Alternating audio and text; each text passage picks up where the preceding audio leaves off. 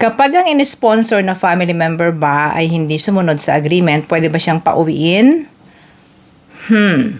Hindi po. Hindi.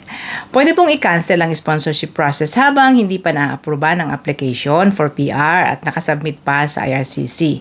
Do it by submitting a web form na naglalaman po ng cancellation. Pero once na na-approve na yun guys at PR na siya, hindi na pwedeng i-cancel. Yan po ang nakasaad sa IRCC website.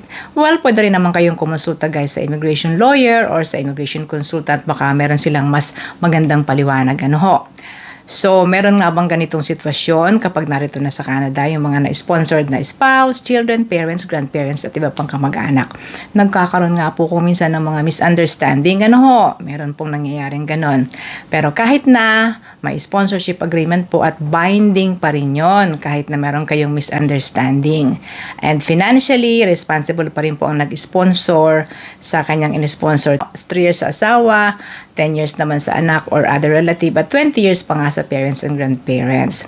Kung meron po kayong karanasan na may napauwi po ba, yung mga in-sponsored ninyong family, paano po nangyari yon at ano pang mga bagay kaugnay nito, baka po pwedeng i-share nyo para sa informasyon din naman na matutunan ng ating ibang mga viewers. Ano ho? Yan, sana po ay maganda lagi ang resulta ng sponsorship. Thank you very much for watching. Sa Ate Menchi from Toronto.